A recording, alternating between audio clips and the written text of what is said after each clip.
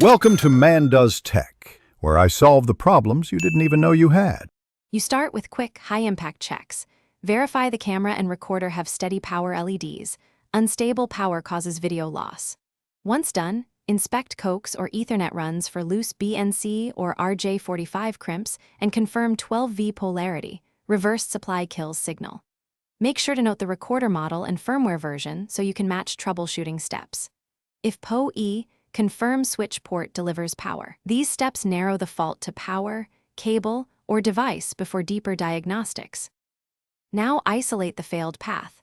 Move the camera to a proven channel or a different PoE port so you can see if the recorder input is the issue. Next, substitute the cable and power adapter with known good components. Cables fail internally and cause intermittent loss. Once substituted, connect the camera directly to the monitor or NVR input to bypass switches. If video returns, you've pinpointed cabling or switch/port. If not, the camera or its firmware is the likely culprit.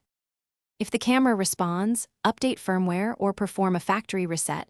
Outdated firmware often breaks streams. Follow model-specific steps. If the camera remains dead after isolation, replace the camera or power adapter. Failing hardware is the most common permanent cause. Once replaced or updated, run a continuous 24-hour test to confirm stability.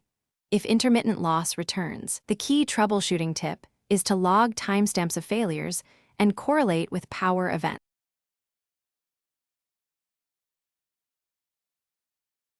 Thanks for watching. If you found this helpful, don't forget to like and subscribe.